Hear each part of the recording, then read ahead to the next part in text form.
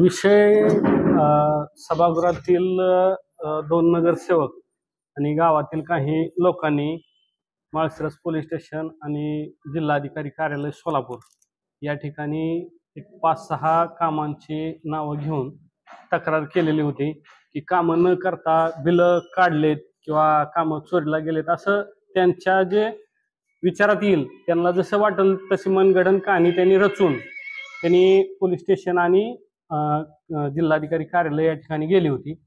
तर मी अध्यक्ष या नात्यानं सीओना आणि प्रशासनाला जे काय त्या कामांबद्दल परिस्थिती आहे ते आमच्या समोर सभागृहासमोर सादर करा म्हणून आम्ही मीटिंग आता घेतलेली। त्या मीटिंगमध्ये सभागृहाने किंवा म्हणजे प्रशासनाने मुख्याधिकारी, इंजिनियर, लेखापाल हे जे जबाबदार सर्व अधिकारी आहेत त्या अधिकाऱ्यांनी मीटिंगमध्ये आम्हाला माहिती दिलेली आहे की त्यांनी ज्या नावांची कामं घेऊन नावं घेतली ज्या कामांची त्या कोणत्याही कामाचं बिल काढलेलं नाही आणि हा कागद आहे ऑफिसचा सही शिक्क्याचा असं त्यांना वाटलं।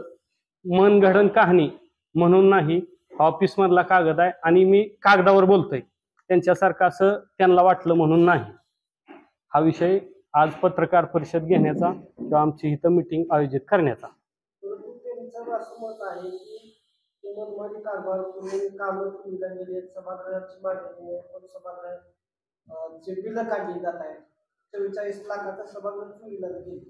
हे त्यांचं म्हणणं आहे, माझा सांगण्याचा तोच प्रयत्न आहे की त्यांना वाटलं म्हणून नाही, त्यांनी काहीतरी पुरावा काहीतरी कागद दाखवावा।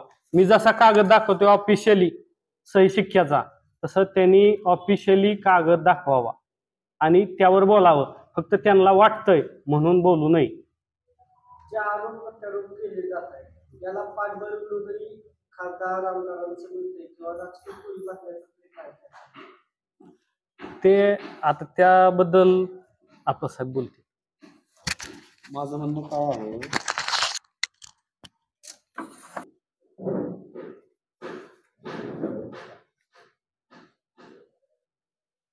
गेल्या 15 दिवसापासून माळशिरस शहरामध्ये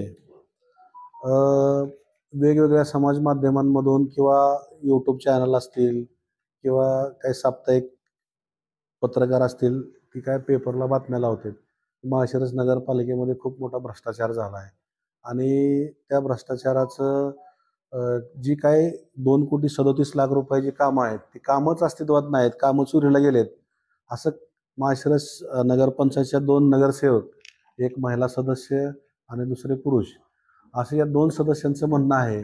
आणि काय त्यांच्याबरोबर गावातले नागरिक आहेत की 2,37,00,000 रुपयाची 6 कामं ही कुठलंही काम न करता मान्य माझे नगराध्यक्ष असतील, नगराध्यक्ष असतील, नगरसेवक असतील किंवा नगरपंचायत प्रशासन असेल त्या लोकांनी काम न करता बिलं काढली असा त्यांचा आरोप आहे।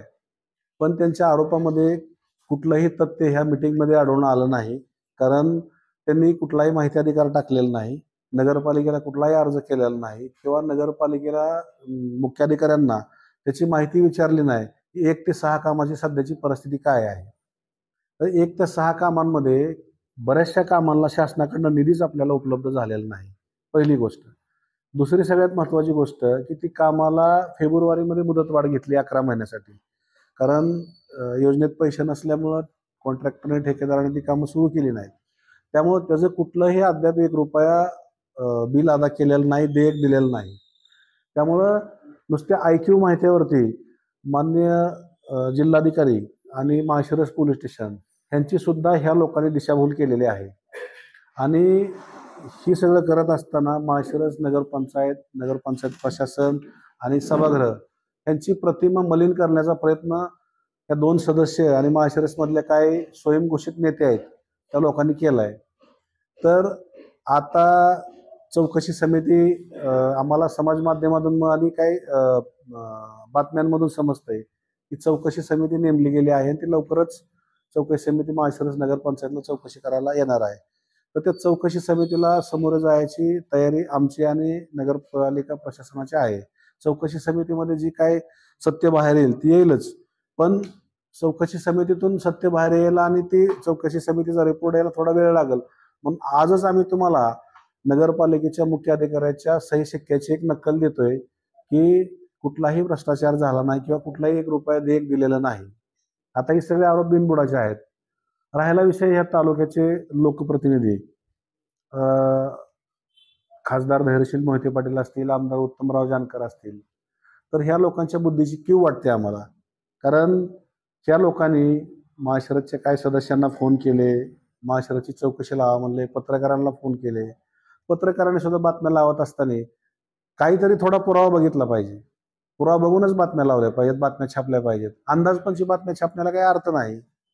तर या दोघांनाही माझं सांगणं आहे की माळशिरस नगरपालिकेमध्ये कुठलाही भ्रष्टाचार झाला नाही. तुम्ही एक जबाबदार लोकप्रतिनिधी आहोत आणि जबाबदार माणसांनी जबाबदारीनं बोलायचं असतं, जबाबदार माणसांनी माहिती घेऊन बोलायचं असतं. तर ह्या लोकांनी, ह्या 2 सदस्यांनी तुमची सुद्धा दिशाभूल केली. त्यामुळे मी उत्तमराव जानकरांना आपल्या माध्यमातून आवाहन करतो की तुम्ही ह्या जी काय माळशिरस नगरपंचायतमध्ये मुख्याधिकाऱ्यांना फोन करणं, दमदाटी करणं, जी कोण खोटे आरोप करतात त्यांना पाठबळ देणं, जिल्हाधिकाऱ्यांना फोन लावून चुकीच्या माहिती देणं किंवा माळशिरसची पाणीपुरवठा स्कीमच रद्द झाली आहे ह्याच्याबद्दल अफवा पसरवणं, तर ह्या सगळ्या गोष्टी उत्तमराव जानकरांनी थांबवाव्यात. कारण उत्तमराव जानकरांनी या 20 वर्षामध्ये तालुक्यात काय केलं हे सगळं आम्हाला माहिती आहे. मग आम्ही ते एक लोकप्रतिनिधी आहेत म्हणून आम्ही त्यांचं काय बाहेर काढायचा प्रयत्न केला नाही. पण ती जर जाणून बुजून माळशिरस नगरपंचायतचे समाज माध्यमांमध्ये बदनामी करत असतील तर शेवटी आम्हाला नवीला जाणे त्यांचं पण बघावं लागेल. त्यांचं प्लॉटिंग कुठं आहे बघावं लागेल, त्याचा ओपन स्पेस कुठं आहे बघावं लागेल, कारखान्याला लोकांनी सभासदांनी दिलेले पैसे कुठं आहेत बघावे लागतील. त्या पैशातून बंगला बांधलाय, घर बांधले, लोकांनी आत्महत्या केल्यात, लोकांना गाव सोडून पळून जायची वेळ आली आहे. लोकांच्या घरावरती 20-20 वर्ष झालं, 25-25 वर्ष झालं कारखान्याचा बोजा येतो या. अशा खूप मोठ्या गोष्टी आहेत. तर मी उत्तमराव जानकरांना एवढंच सांगतो की तुम्ही माळशिरसच्या या बाकीच्या भानगडीमध्ये लक्ष घालू नये. कारण इथं कारभार पारदर्शकपणे चालू आहे. आम्ही सगळे एकत्र आहे. ह्या सगळ्यांचं वातावरण खराब करून, वातावरण दूषित करून माळशिरसमध्ये तुम्हाला समजा ह्या नगरपंचायत गटामध्ये पार्ट्या पाडणं, राजकारण करणं हे तुमच्यासारख्या माणसाला शोभत नाही. त्यामुळे तुम्ही ह्या काय गोष्टी करू नये असं आम्हाला वाटतं. आणि जर उद्या तुम्ही काय चुकीचं करायला गेलं तर आमच्याकडे पण तुमच्या सगळ्या माहिती आहेत. उद्या आम्हालाही पत्रकार परिषद घ्यावं लागेल आणि तुमच्या सगळ्या माहिती द्याव्या लागतील. कुठल्या प्लॉटवरती कुठलं कर्ज काढलं, कुठं लोकांची फसवणूक केली, कोणाला कुठं नेलं. वेळापूरच्या पाणी पुरवठ्याच्या स्कीममध्ये तो रामदास सरगर नावाचे आमचे नातेवाईक ठेकेदार आहेत. त्या 90 कोटीच्या पाणी पुरवठ्याचे डील कुठल्या ठिकाणी झाली, त्याच्याकडनं काय काय घेतलं गेलं, अकलूजच्या पाणी पुरवठ्याचं काय झालं, अकलूजच्या महाराष्ट्र शासनाच्या जमिनी कशा विकल्या गेल्या, असे अनेक विषय आमच्याकडे आहेत. त्यामुळे दोन्ही लोकप्रतिनिधींना आमचं आव्हान आहे की तुम्ही कुणाचं तरी ऐकून IQ माहित्यावरती, अर्धवट माहित्यावरती अशा चुकीच्या गोष्टी पसरवू नये आणि माळशिरसची बदनामी करू नये. ह्या भारतीय जनता पार्टीचे सरकार सध्या किंवा हे अजितदादा किंवा एकनाथ शिंदे साहेब, देवेंद्र फडणवीस साहेब या तिघांचं सरकार आहे. आणि ह्या सरकारमध्ये आम्ही त्या लोकांकडे मागणी केली की माळशिरस नगरपंचायतचा पाणी पुरवठ्याचा प्रश्न फार गंभीर आहे आणि पाणी पुरवठ्याचा सतत आम्ही 3-4 वर्षापासून त्या स्कीमचा पाठपुरावा करत होतो. आणि अखेर देवेंद्र फडणवीस साहेबांनी त्या पाणी योजनेला 138 कोटी रुपयाच्या योजनेला मंजुरी दिली. तर ती सुद्धा पाणी पुरवठा स्कीम माळशिरसची रद्द व्हावी आणि आमच्या शिवाय माळशिरसला पैसे येतात ही सगळं बघून काही लोकांचं, काही लोकप्रतिनिधींचं डोकं फिरलं आणि त्या लोकांनी एकनाथ शिंदे साहेबांची भेट घेतली आणि माळशिरस शहराला मंजूर झालेली पाणी पुरवठा स्कीम रद्द व्हावी याच्यासाठी सुद्धा त्यांनी प्रयत्न केले. रद्द झाली नाही. स्कीम रद्द झाली ही माळशिरसच्या काही लोकप्रतिनिधींनी आणि काही कार्यकर्त्यांनी अफवा उठवलेत. पण माळशिरसची स्कीम रद्द झाली नाही, रद्द होणार नाही. माळशिरसची स्कीम माळशिरसच्या जनतेलाही सांगतो की आपण आपली पाणी पुरवठ्याची स्कीम काही ठराविक नेते मंडळी रद्द करण्याच्या मार्गावर आहेत. तर आपण सगळ्यांनी हा विषय समजून घ्यावा की माळशिरस पाणी पुरवठा हा जिव्हाळ्याचा विषय आहे आणि ही होणं गरजेचं आहे. आणि फडणवीस साहेबांनी आपल्याला शब्द दिलाय, त्यामुळं कुठल्याही ह्यांच्या अपेवरती कोणी विश्वास ठेवू नये. आणि येत्या काळामध्ये लवकरच माळशिरसची पाणी पुरवठा स्कीम वर्क ऑर्डर होऊन माननीय देवेंद्र फडणवीस साहेब यांच्या शुभ हस्ते त्याचं भूमिपूजन केलं जाईल. आणि जी कोण ज्यांना कुणाला माळशिरसची पाणी पुरवठा स्कीम होऊ वाटत नाही त्या लोकांना सुद्धा भूमिपूजनाचं निमंत्रण दिलं जाईल. एवढंच मी आपल्या या माध्यमातून सांगतो. लोकसभा आणि विधानसभेच्या निवडणुकीच्या दरम्यान खासदार धैर्यशील मोहिते पाटलांनी एक वक्तव्य केलं होतं की मी निवडून आल्यानंतर माळशिरस नगरपंचायतीची चौकट लावणार. ते वाक्य पूर्ण करण्यासाठी किंवा तो हेतू पूर्ण करण्यासाठी जाणीवपूर्वक हे षडयंत्र रचलं जात आहे. काय झालंय, लोकसभा आणि विधानसभेत दोन्ही वेळेस ही माळशिरस शहर आहे भारतीय जनता पार्टी विचाराचं शहर आहे. आणि पूर्वीपासून सुभाषांच्या काळापासून हे शहर सुभाषांना असतील, संजीवनीताई पाटील असतील, त्यांच्या पाठीमागे खंबीरपणे उभं राहिलेलं आहे. आणि आज ही शहर भारतीय जनता पार्टीच्या विचाराचं आहे. त्यामुळं लोकसभेलाही लोकांनी भारतीय जनता पार्टीलाच मतदान केलं आणि इथून लीड दिलं या शहरातून.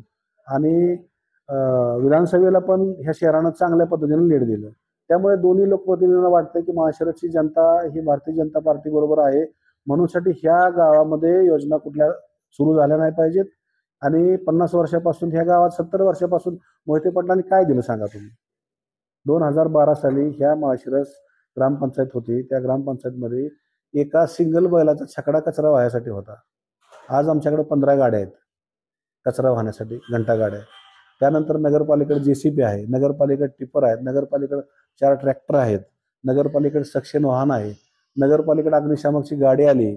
नगरपालिकेकडे अनेक गोष्टी सुखसुविधा शहरातल्या नागरिकांना मिळाव्यात म्हणूनसाठी शासनाच्या माध्यमातून ह्या योजना नगरपंचायतला मिळाल्यात. आज एवढी मोठी पाणी पुरवठ्याची योजना माळशिरसला मिळाली. भविष्यात आपली प्रस्तावित 140 कोटी रुपयाची भुयारी गटर आणि STPचा प्लॅन्ट आपला भविष्यात मंजूर होतो. तो सुद्धा आपला TSला आहे.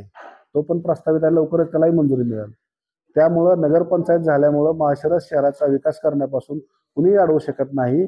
आणि ही लोकप्रतिनिधी जी कोण दोन आहेत त्यांना वाटत असेल माळशिरसचा विकास आपण होऊ द्यायचा नाही, पण माळशिरसच्या विकासाला ती खीळ घालू शकत नाहीत. आणि त्या गोष्टीला आम्ही सक्षम आहे. ही जी लढाई आहे ही जाणीवपूर्वक बदनामी करण्याची हेतूने लढाई किंवा श्रेयवादासाठी जाणीवपूर्वक बदनामी करण्याच्या उद्देशाने हा त्यांनी चळवळ उभी केली.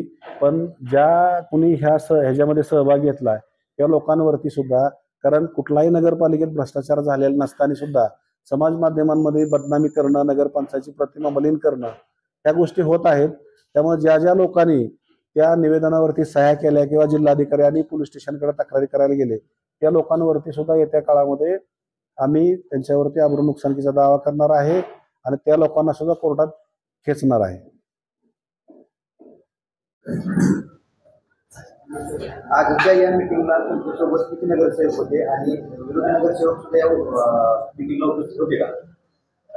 ज्या 2 नगरसेवकांबद्दल अलिगेशन आहे ती दोन्ही नगरसेवक हजर होते आणि बाकी 2 स्वीकृत नगरसेवक आणि इतर 15 असे सगळे एकच नगरसेवक वगळता सगळे लोक हजर होते. ती काय कामानिमित्त बाहेरगावी गेल्यामुळे ते उपस्थित नव्हते. त्यामुळे 2 नगरसेवक जरी सोडले, त्यांनी तक्रार केली होती, तरी 16 लोक आमच्या बरोबर आहेत. 16 लोकांनी आज एकमताने ठराव मंजूर केलाय.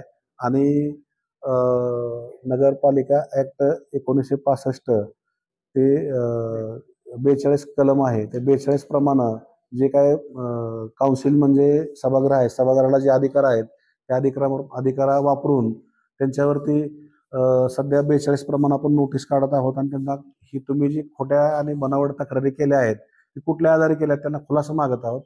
आणि खुलासा त्यांनी दिल्यानंतर पुढील काय कारवाई करायची ती पुढे ठरवलं जाईल आणि त्यावेळेस तुम्हाला माहिती दिली जाईल.